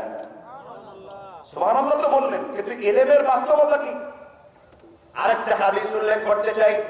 আমার দেশের একটা মাযহাবের ভাইয়েরা মসজিদের দুখুলুল মসজিদ শুধু শুক্রবার দিন করেন, অন্য দিন করেন না। শুক্রবার দিন দুখুলুল মসজিদ করেন না। আছেন আমাদের দেশে দুখুলুল মসজিদ। রাসূল বলেছেন যে লা তাকুল মুসআআ ইন্না মিন আশরাতিস সাআ, কিয়ামতের শর্ত হলো মানুষ মসজিদগুলোকে মারিয়ে যাবে, মসজিদ পালায়ে যাবে, কিন্তু দুখুলুল মসজিদ করবে না, এসেই মসজিদের মধ্যে গল্প শুরু করে দিবে। দেখছেন কিনা? এটা কিসের আলামত? কিয়ামতের আলামত। আবার আমার দেশের অনেক মসজিদগুলোর মধ্যে মেয়েদেরকে নামাজ পড়তে দেয় না, এমনকি মেয়েদেরকে জানাজা পড়তে দেয় না। আপনাদের দেশে মেয়েরা জানাজার নামাজ পড়ে? হ্যাঁ, পড়ে না। এটা মৃত সুন্নত দেওয়া, জীবিত করুন। আম্মা জান আয়েশা সিদ্দিকা রাদিয়াল্লাহু আনহা, তার কাছে খবর গেল, মুসলিম শরীফের বর্ণনায় বিখ্যাত সাহাবী নোমান ইবনে বাশির রাদিয়াল্লাহু আনহু মৃত্যুবরণ করেছেন। মা আয়েশা বলেন, তার লাশকে মসজিদে নববীর মেয়েদের হুজরায় দিয়ে দাও, আমি তার জানাজা পড়াবো এবং তার ইমামতি করাবো। এই জন্য মেয়েরা জানাজার নামাজে জানাজার ইমামতি পর্যন্ত করতে পারে। সুবহানাল্লাহ। নামাজ তো পড়তেই পারে, ইমামতিও করতে পারবে। এগুলো মৃত সুন্নাত, জীবিত করুন। মহিলাদেরকে ইসলামের দ্বীনি জালসাগুলোতে, দ্বীনি হালাকাগুলোতে আনার চেষ্টা করুন, ঠিক না ঠিক? আবার অনেক মহিলাদেরকে মসজিদে ভ্রমণ করতে নিষেধ করে। হ্যাঁ, আমাদের ফতোয়া হলো 5 ওয়াক্ত নামাজ গৃহে পড়া উত্তম।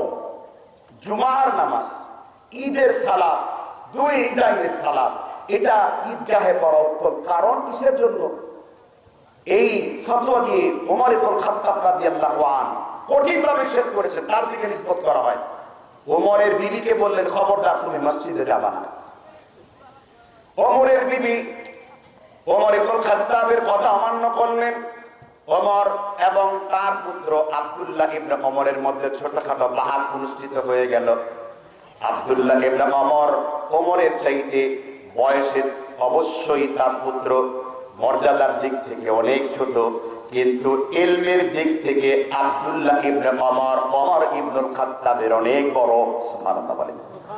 আব্দুল্লাহ ইবনে ওমর হাদিস মুখস্থ করেছেন প্রায় 4000-এর কাছাকাছি।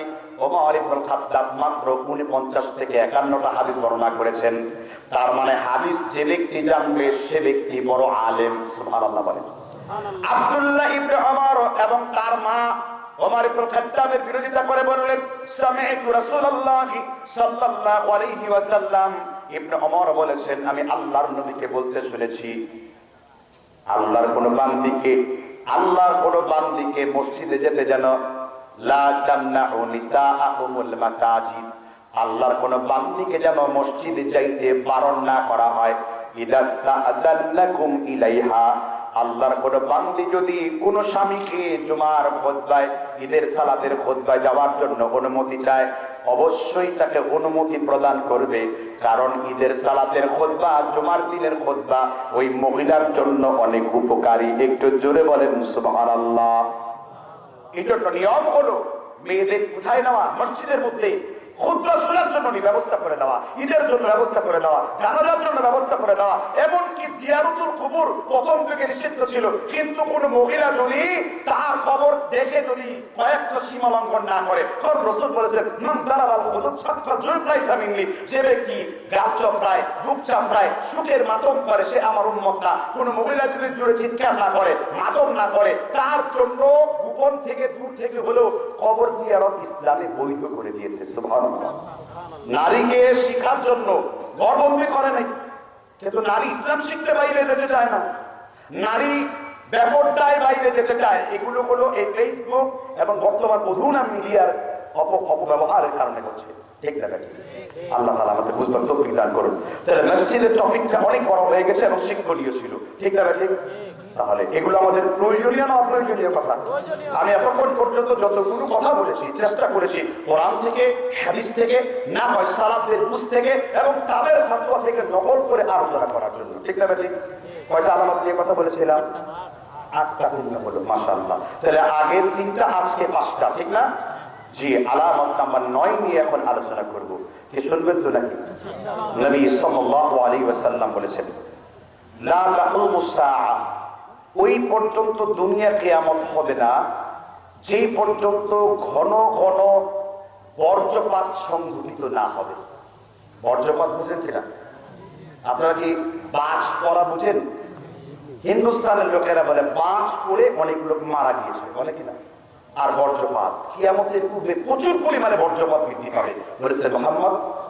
এমনকি রাসূলুল্লাহ সাল্লাল্লাহু আলাইহি ওয়াসাল্লাম বলেন যে একজন ব্যক্তি আরেকজন ব্যক্তির দিকে আঙ্গুল দিবে, বলবে যে ওই বাড়িতে একজন বিদ্যুৎ ঝলসানি হইতে বাজ করে মৃত্যুবরণ করেছে। গেল 3টা বছর বাংলাদেশে ভয়াবহভাবে অনেক জায়গাতে খেতে কিষানীরা ফুটবল, ছেলেরা ফুটবল খেলতে গিয়েছে মাঠে, বৃষ্টিতে বাজ পড়ে অনেক লোক মৃত্যুবরণ করছে।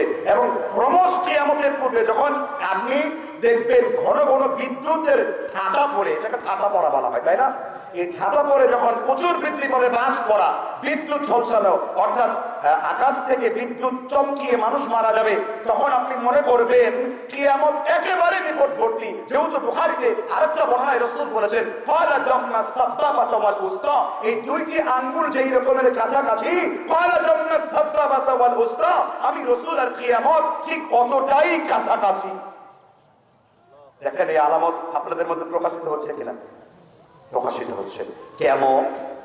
কেননা এগুলো আল্লাহর গজব, এগুলো আমরা দেখে এনেছি আমাদের নিজস্ব সৃষ্টিকৃত পাপের জন্য। খেয়াল করে দেখুন, আল্লাহ তাআলা ততক্ষণ পর্যন্ত দুনিয়ায় গজব পাঠাবেন না। নবী সাল্লাল্লাহু আলাইহি ওয়াসাল্লাম বলেন ইয়াযহারার রিবা, সুদ বেড়ে যাবে, ইয়াশরাবুল খামরা, মদ প্রকাশিত হবে, বুঝতে পেরেছেন কিনা? ইয়াযহারাজ জিনা, প্রচুর পরিমাণে ব্যভিচার সংঘটিত হবে। এমনকি নবী সাল্লাল্লাহু আলাইহি ওয়াসাল্লাম বলেছেন নিঃসন্দেহে মানুষ দাঁড়িয়ে থাকবে, তার পিছনে মেয়েরা নৃত্য করবে, আর মানুষ তা থেকে সাউতানি মাদউনানি ফিদ দুনিয়া ওয়াল আখিরা মিসমারুন ইনদা নি'মা ওয়া রান্নাতুন ইনদা মুসিবা, মানুষের মধ্যে এইরকম নর্তকীর সংখ্যা বৃদ্ধি পাবে। কি বৃদ্ধি পায় নাই? এই ঘন ঘন বাস করাটা এটা আল্লাহর গজবের অংশ। আমি আরেকটা গজবের কথা বলবো কিনা? সম্প্রতি বিষয়টা নিয়ে খুব চর্চিত হচ্ছে। বিষয়টা এরকম, অনেকেই বিভিন্ন মেশিনের মাধ্যমে বাচ্চা নিচ্ছে, অর্থাৎ টেস্ট টিউবের মাধ্যমে, টেস্ট টিউবের বীর্যকে ফার্টিলাইজিং করে বাচ্চা নেওয়া হচ্ছে। এটাতে আশ্চর্য হয়ে যায় মানুষ যে এইভাবেও কি বাচ্চা হওয়াটা সম্ভব। এটা দেখে এক শ্রেণীর লোকেরা যারা বিজ্ঞানের ধোয়া তুলে ইসলামকে অস্বীকার করার চেষ্টা করেছে, এগুলো তাদের ইলমের অসারতা। এর চাইতেও বড় বড় অনেক অলৌকিক কর্মকাণ্ড আল্লাহ সংঘটিত করেছেন, করেন নাই? মুসা আলাইহিস সালামের কাছে আল্লাহ তাআলা সমুদ্রকে কয়েক ভাগে বিভক্ত করেছেন। ইব্রাহিম আলাইহিস সালামের জন্য আল্লাহ আগুনকে একেবারে শীতল বাগানে পরিণত করে দিয়েছেন, ঠিক না ঠিক? আল্লাহ তাআলা ঈসা আলাইহিস সালামকে মৃত মানুষকে জীবিত করতে দিয়েছেন। এবং আরো বাকি আছে, দাজ্জাল আকাশকে বলবে হে আকাশ নাযযালাস সামাউ, আকাশ থেকে বৃষ্টি দাও, সাথে সাথে বৃষ্টি হবে। বলবে তুখসারাল মাল, প্রচুর পরিমাণে অর্থ বেড়ে যাও, প্রচুর অর্থ বেড়ে যাবে। দাজ্জাল বলবে এ জমিন যাইতুন ওয়া নাখিল ওয়া আ'নাব, তুমি জমিন ফালাও, তুমি ফসল ফালাও, সাথে সাথে ফসল ফলতে শুরু করবে। বৃষ্টির কথা বললে বৃষ্টি পড়বে, টাকার কথা বললে টাকা করবে। এক হাতে জান্নাত থাকবে, আরেক হাতে জাহান্নাম থাকবে। ইসলাম তো এইরকম আরো জিনিস আমাদের জন্য রেখে দিয়েছে।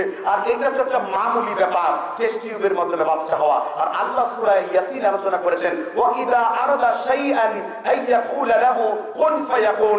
আমি আল্লাহ তাআলা শুধু বলি হও আর হতে শুরু করে দেয়। আল্লাহ তাআলা বিশদ ব্যাখ্যা দেন না। সূরা বুরুজে আল্লাহ আলোচনা করেছেন 21 নম্বর আয়াতে, ফাআলুল লিমা ইউরিদ। আল্লাহ যা ইচ্ছা তাই করেন, আল্লাহ যা ইচ্ছা তাই করেন। আল্লাহ অসম্ভবকে সম্ভব করতে পারেন। আবার আল্লাহর কাছে কোনো কিছু করা সম্ভব নয়। আল্লাহর সবকিছু যা কিছু করবেন এগুলো সব আল্লাহ নকদর করে। ওমা খালাকনাস সামাওয়াতি ওয়াল আরদা ওমা বাইনাহুমা লাইবিন। আল্লাহ পৃথিবীর কোনো কিছু খামখা তৈরি করেন নাই। নিঃসন্দেহে আল্লাহ তাআলা সব কিছু তৈরি করেছেন তার, নিঃসন্দেহে তার ইশারাতে হচ্ছে। সুতরাং টেস্ট টিউবে বাচ্চা হওয়া এটা আশ্চর্য হওয়ার কিছু নাই। সেই সাথে আরেকটা জিনিস ইনক্লুড করে দেই, তাহলে টেস্ট টিউবে বাচ্চা নেওয়া হালাল না হারাম? স্পষ্ট মাসআলা হলো, যখন কোনো পুরুষের অক্ষমতা থাকে, তার সিমেন্স অর্থাৎ বীর্যের মধ্যে কীটের জোর কম থাকে, এবং অনেক মেয়েদের জরায়ুতে এক ধরনের ক্যান্সার হওয়ার সম্ভাবনা থাকে, তখন যদি ওই নিজের আপন স্বামীর বীর্য হয় আর মহিলার বীর্য হয়, তাহলে শর্ত সাপেক্ষে এই ধরনের টেস্ট টিউবে বেবি গ্রহণ করা, সন্তান গ্রহণ করা শরীয়ত এটার অনুমতি দিয়েছে। কিন্তু মৃত্যুর পরে, স্বামী মৃত্যুর পরে বীর্যকে ফ্রিজে রেখে এটা করাটা অনুত্তম, মাকরুহ বলেছে। আর যদি এটা অন্য কোনো মহিলার হয় আর অন্য কোনো পুরুষের সিমেন্স হয়, তাদের থেকে এইরকম সন্তানগুলোকে ইসলাম এটাকে হালাল সন্তান বলে না, ইসলাম এটাকে অবৈধ সন্তান বলে। অর্থাৎ একজন মহিলা যদি অন্য কোনো পর পুরুষের সাথে ব্যভিচার করে সন্তান গ্রহণ করলে ওই সন্তানের যেরকম হুকুম হবে, তদ্রুপ অন্য কোনো পুরুষের যদি শুক্রাণু বা ডিম্বাণুর সাথে মিলিয়ে এটা তৈরি করা হয়, এক্স ওয়াই ক্রোমোজোম তৈরি করা হয়, তাহলে এইরকম একটা হবে। কারণ আল্লাহ তাআলা কোরআন কারিমে কত চমৎকার কথা বলেছেন, নিসাউল লাকুম হারথুল লাকুম, মহিলারা তোমাদের শস্য ক্ষেত। আল্লাহ শব্দ চয়ন কত সুন্দর দেখেন, নিসাউল লাকুম হারথুল লাকুম, মহিলারা তোমাদের কি ক্ষেত? শস্য ক্ষেত। তোমরা যে ব্যক্তি ইচ্ছে যেভাবে ইচ্ছে তাকে ব্যবহার করো, শুধুমাত্র টয়লেটের ওই জায়গাটুকু ছাড়া। ইসলাম এটা স্বাধীনতা দিয়েছে। কাজেই আধুনিক যত ফকিহগণ রয়েছেন সকলেই একমত যে যদি কোনো কারণে টেস্ট টিউবে বাচ্চা গ্রহণ করতে চান সে করতে পারবে। সুতরাং এটা আশ্চর্য হওয়ার কিছু নেই। ইসলাম এর চাইতে আরো অনেক আজীব আজীব আশ্চর্যকর জিনিস ঘটাবেন যা আল্লাহ সুবহানাহু ওয়া তাআলা তিনি বর্ণনা করেছেন। যেমন একজন বিজ্ঞানী ঘাড় মুড়িয়ে উত্তর দিয়েছিল যে টয়লেটের মধ্যে এক ধরনের পোকা হয়, এই পোকা দিয়ে তিনি কি করেন, তখন ওই ব্যক্তির চোখ নষ্ট হলো। ডাক্তারের কাছে যাওয়ার পরে চোখের কর্নিয়াল লাগিয়ে ফেললো। বললো, আপনি কিভাবে আমার চোখ ভালো করলেন? দেখতেই তো পেতাম না। বললো, টয়লেটের যে কিট আছে ওই কিটের মধ্যে যে পোকা আছে, ওই পোকার মধ্যে এমন একটা জিনিস রয়েছে যে চোখের দেখার যে মানুষের কর্নিয়াল আছে এই রগগুলাকে সজাগ করে তুলতে পারে, জাগ্রত করে তুলতে পারে। আমি ওইটা ব্যবহার করে তোমার দৃষ্টিশক্তি ফিরিয়ে দিয়েছি। তখন ওই ব্যক্তি বুঝতে পারলো কোরআনের সেই ওয়ালা, ওমা খালাকনাস সামাওয়াতি ওয়াল আরদা ওমা বাইনাহুমা লাইবিন। আমি আল্লাহ পৃথিবীতে কোনো কিছুই খামোখা তৈরি করিনি। নিঃসন্দেহে সব কিছুই আমি আল্লাহ স্তরে স্তরে সদরে সদরে ওয়াকুল্লু শাইইন ফাআলুহু ফিস সুবুর ওয়াকুল্লু সগীরিন ওয়া কাবীরিন মুস্তাতার। আমি সব কিছু সদরে সদরে স্তরে স্তরে আমি আল্লাহ এই দুনিয়াটাকে সুসজ্জিত করেছি। একটু বলেন না সুবহানাল্লাহ। তাহলে ইসলাম কোন, আপনাদের কি খুব বিরক্ত লাগছে কথাগুলো শুনে? আমি কি সামনে বাড়িয়ে যাব আর সামনে যাব? তাহলে এই আলামতে ছিলাম যে কিয়ামতের পূর্বে প্রত্যেক ব্যক্তি অনেক প্রচুর পরিমাণে এই বিদ্যুতের ঝলসানি বেড়ে যাবে। বিদ্যুতের ঝলসানি বাড়ার আর কি কারণ হবে বলেন তো? কি আপনারা কি বলতে পারেন? বিদ্যুতের ঝলসানি বেড়ে যাওয়ার কারণ হলো যখন পৃথিবীতে কার্বন ডাই অক্সাইডের মাত্রা বেড়ে যায়। কিসের মাত্রা? Carbon die oxide. কিরকম? আল্লাহ তাআলা গাছের কথা বলেছেন সূরা ওয়াকিয়ার মধ্যে, পানির কথা বলেছেন আফারাআইতুম মা আল্লাযী তাশরাবুন ওয়া আনতুম আনজালতুমুহু মিনাল মুজনি আম নাহনুল মুনজিলুন। তোমরা কি যে পানিগুলো খাও এই পানিগুলো কি নিয়ে কখনো চিন্তা করো না? এই পানিগুলোকে আমি আল্লাহ বৃষ্টি আকারে কিভাবে নাজিল করেছি। যখন আমি সূর্যের মাধ্যমে পানিগুলোকে শুষ্ক করে উপরের দিকে উঠালাম, অনেক বিষাক্ত পানি ছিল, অনেক লবণাক্ত পানি ছিল, কিন্তু আমি আল্লাহ যখন বৃষ্টি আকারে নাজিল করে দিয়েছি, লাউ নাশাউ জাআলনাহু উজাজান ফালাউ লা তাশকুরুন। বান্দা, তোমার জন্য আমি আল্লাহ আকাশ থেকে রহমতের বারিধারা অবতীর্ণ করেছি, আর তা থেকে মৃত জমিনকে আমি আল্লাহ জীবিত করেছি। যাইতুনা ওয়ান নাখিলা ওয়ালা আনা ওয়া মিন কুল্লি সামারাত, আমি আঙ্গুর ফলিয়েছি, জাইতুন ফলিয়েছি, বিভিন্ন রকমের ফল ফুল তৈরি করেছি। আল্লাহ এই পানি বিজ্ঞানের কথা কোরআনে বলেছেন, ওয়া কুল্লু শাইইন হাই ওয়া কুল্লু শাইইন হাইয়ি আফালা ইউমিনুন, আমি আল্লাহ পৃথিবীর সব কিছু পানি থেকে সৃষ্টি করেছি, তোমরা কি ঈমান আনবে না? সুবহানাল্লাহ বলে। শুধু পানির ব্যাপারে বিজ্ঞানের কথা বলেছে। আর এই একই সূরার মধ্যে আল্লাহ গাছের কথা আলোচনা করেছেন, বৃক্ষের কথা আলোচনা করেছেন। কিসের কথা? আল্লাহ তাআলা সূরা ইব্রাহিমে বলেছেন, আলাম তারা কাইফা দারাবাল্লাহু মাসালান কালিমাতান তাইয়্যিবাতান কাশাজারাতান। আসলে নাই, কারণ গাছ মানুষের কার্বন ডাই অক্সাইড গ্রহণ করে আর অক্সিজেন ত্যাগ করে, আর যখন আমরা এটা কেটে ফেলি তখন এই পৃথিবীর মধ্যে ভারসাম্য নষ্ট হয় আর ঘন ঘন বর্জ্যপাত দেখতে পাওয়া যায়। ঠিক না ব্যাপারে? আমরাই তৈরি করেছি এই এনভায়রনমেন্ট, কিন্তু যেভাবেই হোক না কেন এটা আল্লাহর ইশারাতেই হচ্ছে। ওয়াফাইরিহি মানে ওয়াশাররিহি মিনাল্লাহি তাআলা, ভালো আর মন্দ কার পক্ষ থেকে আসে? আল্লাহর পক্ষ থেকে আসে। তাহলে প্রচুর পরিমাণে বিদ্যুতের সংখ্যা বেড়ে যাবে। আমি কয়টা আলামত বলেছি? 9টা আলামত বলেছি। এবার আলামত নাম্বার 10 বলবো কিনা? নবী সাল্লাল্লাহু আলাইহি ওয়াসাল্লাম কিয়ামতের পূর্বে বলেছেন যে নিশ্চয় থেকে লা তাকুমুস সাআ, ওই পর্যন্ত দুনিয়া কিয়ামত ততক্ষণ পর্যন্ত হবে না যতক্ষণ পর্যন্ত জমিনে আশাই খুসান, বুড়ো বয়সে ব্যভিচারের সংখ্যা বৃদ্ধি না পাবে। অর্থাৎ বৃদ্ধ বয়সে মানুষের মধ্যে ব্যভিচারের আকাঙ্ক্ষা বাড়বে। দোকানে বসে থাকে বুড়ো মানুষ দাঁড়িয়ালা, সে বিয়ে তো বউ তো মরে গেছে, বউ আগে বিয়ে করতে পারে না, সে দোকানে বসে বসে ব্যভিচারে লিপ্ত হচ্ছে। আবার অনেক বৃদ্ধ মানুষ বৃদ্ধ বয়সেও এখনো মোবাইল ফোনের মধ্যে অনেক অশ্লীল দৃশ্যাবলী দেখে, এখনো অনেক মেয়ে দেখে, অর্থাৎ তার শক্তি নেই কিন্তু চোখের মজাটা সে নষ্ট করে নাই। ওই যে রাসূলুল্লাহ সাল্লাল্লাহু আলাইহি ওয়াসাল্লাম বলেছেন, ওই বৃদ্ধের সাথে কিয়ামতের দিন আল্লাহ কথা বলবেন না। যেই বৃদ্ধ বয়সে আল্লাহ বৃদ্ধ বয়সে তাকে বৃদ্ধান্তক্য দিয়েছে, তার দাড়ি পেকে গেছে, এক একটা দাড়ি এক একটা নুনে পরিণত হয়েছে, কিন্তু তারপরেও সে ব্যভিচার করে এই রাত্রে ব্যভিচার বাড়িয়ে দিচ্ছে। এইরকম দেখবেন পত্রিকা খুললেই 10 বছরের মেয়েকে 100 বছরের বৃদ্ধ ধর্ষণ করেছে। ঠিক না ব্যাপারে? এগুলো কিসের আলামত? এগুলো কিসের আলামত?